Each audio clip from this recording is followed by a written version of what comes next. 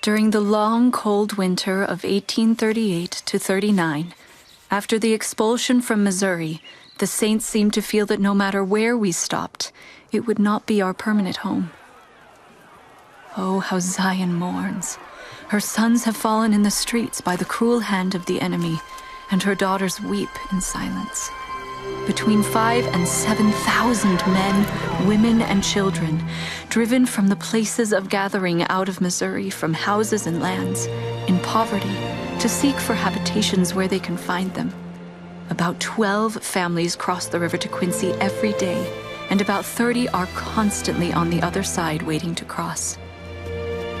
Benevolent residents in Quincy are generous and sympathetic to our plight. Had it not been for the relief work of the people of Illinois, hundreds of saints would have died. We have appreciated this kindness as much as though messengers had suddenly appeared along the banks of the great river, scattering food and clothing among the suffering.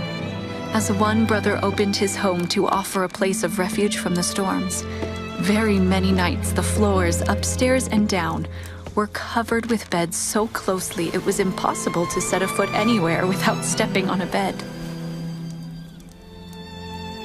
Some of our dear brethren who have mingled with us in praise and prayer are now buried with the dead.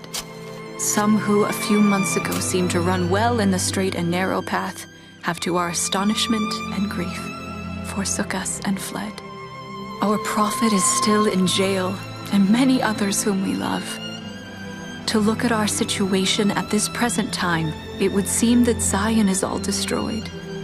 But it is not so. The work of the Lord is on the march.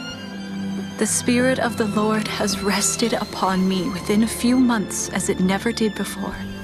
And although I have labored hard over the sick night and day, yet communion with my Heavenly Father has sweetened many hours of toil and acts.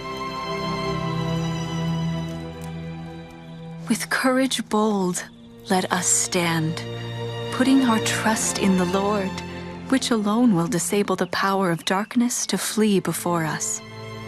Be of good cheer amidst opposition. Faint not on the way. I know the path is very narrow and straight for weary pilgrims like us, and only here and there a traveler do we find to accompany us on our journey. But the Lord will conduct us safely to the end.